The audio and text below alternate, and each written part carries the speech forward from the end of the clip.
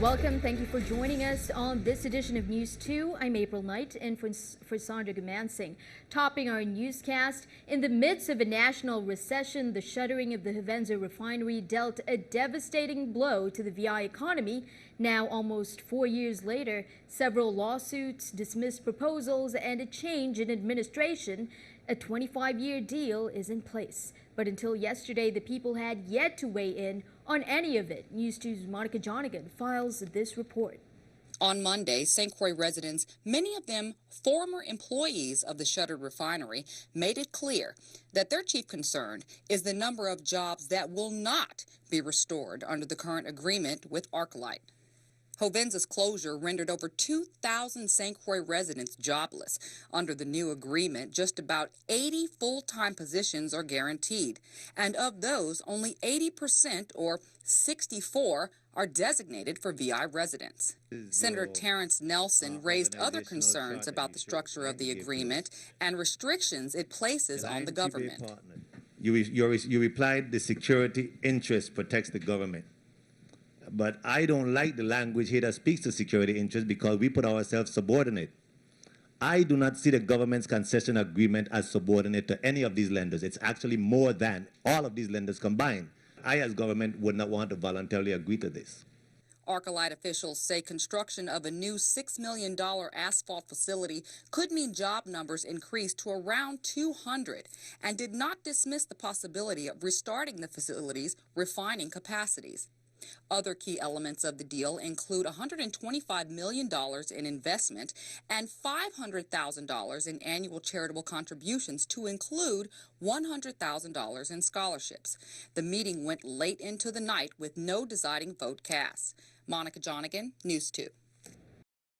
Elements of the deal include the sale of fuel at the wholesale rack rate to local suppliers and around $30 million in payments to the VI government for continued cleanup of the site.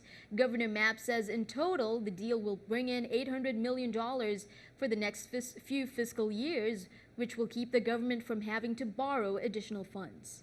Well, in a move that has not been done in 10 years, the Schneider Regional Medical Center on St. Thomas is offering debt amnesty to clients with overdue accounts. The 90-day program offers discounts of up to half of the patient's unpaid bill. Uncompensated care has been a major problem for the territory's hospitals, and the amnesty program is a way to at least recoup some of those losses. For more information about the hospital's debt amnesty program, or information regarding an outstanding financial obligation to the hospital, you can call 773-8311. Well, there's a new flight coming to St. Croix thanks to a collaboration between the VI Department of Tourism and Delta Airlines. Commissioner of Tourism Beverly Nicholson Doty recently announced that the Department of Tourism has developed options for supporting new Wednesday flights from Hartsfield-Jackson International Airport to Henry Rolson Airport on St. Croix. The new flight adds to the existing weekly Saturday flights, which have performed incredibly well, according to Doty. Governor Kenneth Mapp, meanwhile, said the new flights are an important development in the resurgence of the St. Croix economy. According to the commissioner, in 2016, the department will focus on attracting air service from the Northeast United States to St. Croix. Meanwhile, the Virgin Islands Port Authority has just signed a decade-long agreement with the world's second-largest cruise company. VIPA Executive Director Carlton Dow said that the agreement between the Port Authority and Royal Caribbean Cruises was finalized on December 11th, with the contract commencing October 1st, 2016. The contract term lasts 10 years with a 5-year option to renew. It guarantees berthing privileges along the southern portion of the pier at the Austin Bay Monsanto Marine Facility in Crown Bay. The contract also requires Royal Caribbean to guarantee a certain amount of passengers and includes increases in port fees. Meanwhile, in police reports, property damage at the Internal Revenue Bureau offices in Estate Diamond on St. Croix. Preliminary police reports indicate that the electric fence on the property has been damaged, bent outwards, and the chain links appearing to have been cut. A later call to 911 revealed that a vehicle had been stolen from the property, according to an IRB employee. She had parked the vehicle in the parking lot on Thursday, December 17th, but it was gone when she arrived Monday morning morning. The vehicle in question is a white 2003 Chevy Trailblazer, license plate number LG06. Police urge residents to call 911 with any information. Also in police reports, a longtime resident of St. Croix was discovered dead on Monday at the St. Croix by the Sea condominiums located on Frenchman's Hill in Estate St. John. The deceased, later identified as 77-year-old Martin Merrick, had not been seen since Friday afternoon, prompting another resident of the complex where Merrick resided to ask for a welfare check. Merrick was found unresponsive in his home by the building's maintenance representative, according to police. Well, St. Croix has crowned a new queen on Sunday at the Island Center. 3 vied for the title, but only 1 came out on top. Stephanie Brown reports for News 2. On December 20th, the 63rd Miss St. Croix pageant was held at the Island Center for the Performing Arts. Keosha Quinn, Khalifa Antoine, and Isabella Sylvester all vied for the title of Miss St. Croix Crucian Christmas Carnival Queen 2015-2016. In their first segment, the contestants were judged on the content, language usage, fluency, and clarity of their introduction speech. During their swimwear segment, the contestants sported custom-designed suits made exclusively for the pageant by local fashion designer Adisa Brown. Amid the cultural dress segment, all 3 contestants wowed the crowd with interchangeable cultural dresses depicting the history of the Virgin Islands. Mombi Drew, Chobrita, we. The talent segment featured short, comical, and theatrical sketches, as well as a musical performance. I know about culture. I know about way back when the masqueraders used to cut up cloth and make masks to scare the little children. Them.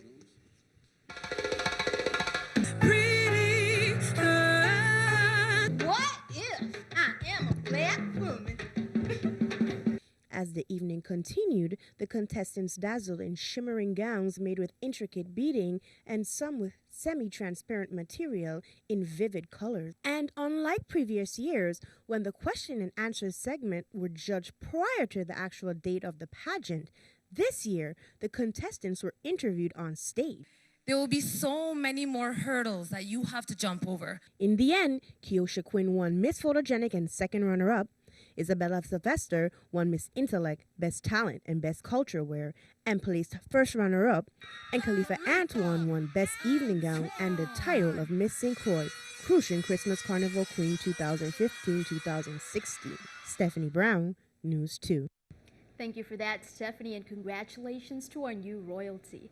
Well, in other pageant news, she didn't bring home the crown, but she was still royalty nonetheless to Virgin Islanders waiting for her at the airport. Miss World USVI Janae Masak came home to a warm welcome from family, friends, and fellow Virgin Islanders on Monday at the Cyril E. King Airport on St. Thomas. She traveled to China in November for the Miss World 2015 competition, which happened over the weekend and ultimately crowned Miss Spain. Masak's platform centered on the Humane Society and the need to care for shelter animals. Welcome home, Janae.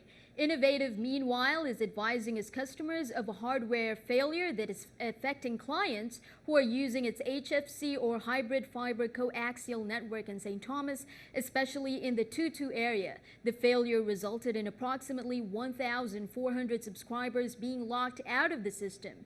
In order to reestablish connection, subscribers are advised to perform a hard reset, which involves unplugging the AC power to the modem, removing all the batteries, and plugging the modem AC power back in. You can contact Innovative's Repairs Department at 778-7042.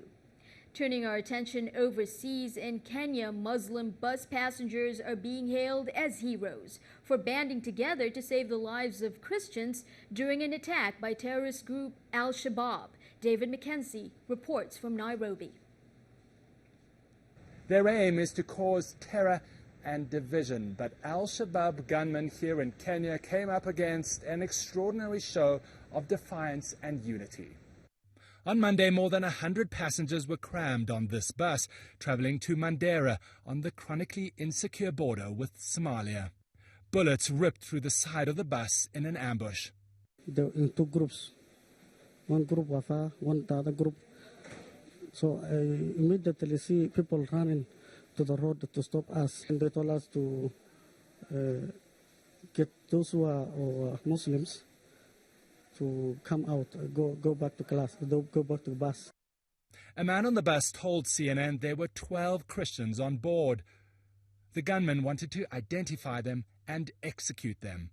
He says Muslim passengers helped hide some of them on the bus, and they gave the Christian women headscarves before the gunman made them line up on the road. They stood strong, said the witness, telling the gunman, quote, "If you want to kill us, then kill us. There are no Christians here." Al-Shabaab then fled. We are all Kenyans. We are not separated by religion. Everybody can profess his own religion, but we are one country, we are one people as a nation. That was a very good message. Civilians have suffered through countless Al-Shabaab attacks in the border regions of Kenya. Earlier this year, Al-Shabaab attacked Garissa University, killing 147 innocent students. Again, they singled out Christians. More than 20 were killed in a shocking bus ambush last year. Tragically, a man who fled the scene and a passerby were killed by the gunman, but the death toll could have been that much higher, and Kenyans are praising the acts of their citizens who stopped this terrible attack. David Mackenzie, Nairobi, Kenya. Well, here's a look at our New York Stock Exchange with our stock market watch.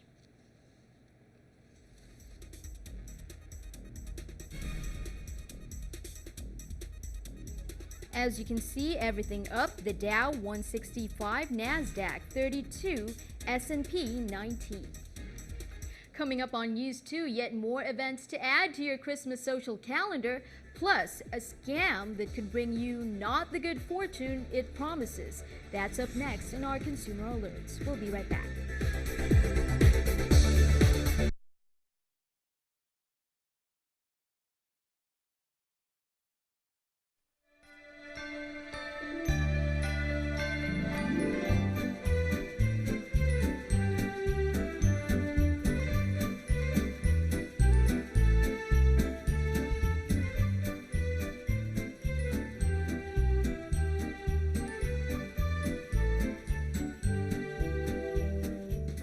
Welcome back. A scheme that promises to give you good fortune might not be all it's cracked up to be. Millions across the United States have fallen for a racket involving little trinkets being sold for what seems to be a small sum compared to the windfall that they promise, a windfall that never arrives. Here's more with our Consumer Alerts. If you could be guaranteed good fortune by purchasing one of these medallions for just $40, would you buy it? This woman, along with millions of other people, did, paying the Destiny Research Center and specifically psychic Maria Duvall. You just hold on to it and you say this prayer every day, the same time, for 40 days, and you should have happiness. The truth? Very, very cheap mass-produced trinkets from China and Hong Kong. The purchase prices would be anywhere from 10 cents to $1.50 or less, and they were bought by the tens of thousands. You're looking at 1 month's worth of envelopes from victims of this scam, more than 30,000 pieces of mail. At about $40 a piece, that would be about $1.2 million that we have saved for the victims. Over the course of the year, that would be something in the neighborhood of $15 million. The letters did have a small note on the side stating, "This solicitation is for promotional purposes only." It was almost impossible for me to read, and the elderly victims who received these solicitations surely would have been unable to read it. And most of the victims were elderly. 100,000 solicitations a week. It's hard to have a personal connection with 100,000 people each week. I think that surpasses any volume of Facebook friends you might have. I'm embarrassed to say that I was taken by it because I know you can't get something for nothing. Well, the winter solstice has arrived. Today marks the shortest day of the year in the northern hemisphere when the sun appears at its most southerly position and directly overhead at the Tropic of Capricorn. It's the longest day of the year in the southern hemisphere. The solstice began for everyone on Earth on December 21st at 11:48 p.m. Eastern Time. That was Monday night in the Americas, Tuesday morning in Europe and Africa, and Tuesday afternoon in Asia and Australia. Well, Innovative wants to inform its customers of the holiday schedule for its business centers and retail stores. Stores will be closed on Thursday, December 24th until Saturday, December 26th, and then again on Friday, January 1st until Saturday, January 2nd, and then again on Monday, January 4th.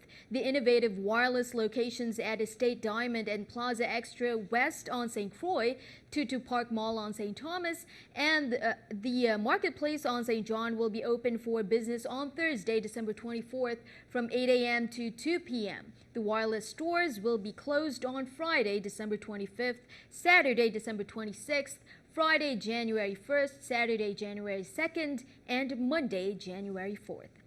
Now remember, Governor Mapp made holiday leave for government workers official. Government office closures over Christmas and New Year, as well as through the peak of cruise and carnival events, include full and half-day closures.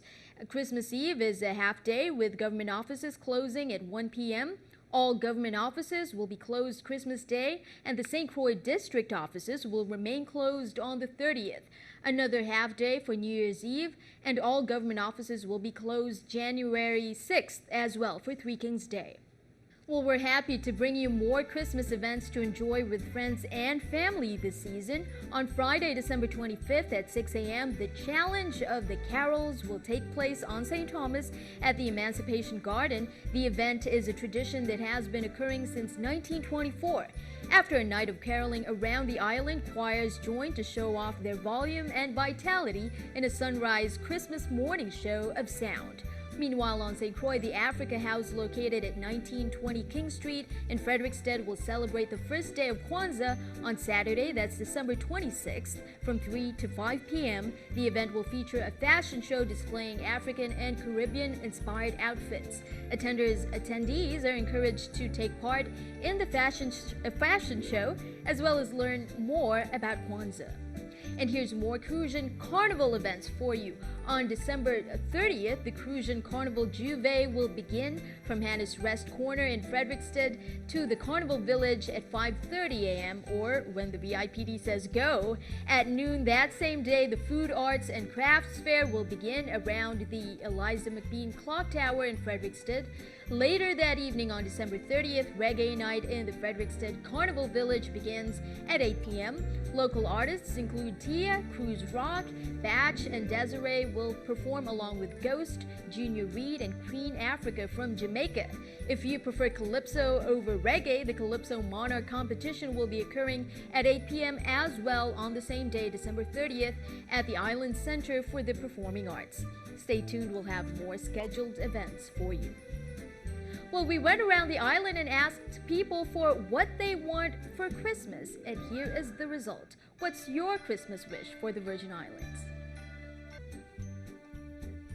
One Christmas wish for the island would be that I would pray and hope that it will be totally violence-free, both domestic and otherwise, to be totally violence-free. Well, basically, my Christmas wish for the VI would be just to hold it down on the violence, because basically the crime rate hasn't really been getting better. So just maybe my one wish would just be to, for the next year, just to hold it down on the violence because life is too short. Just basically we all have to work together in order to do it. Wonderful wishes indeed. Stick around. Your News 2 AccuWeather forecast is coming up next.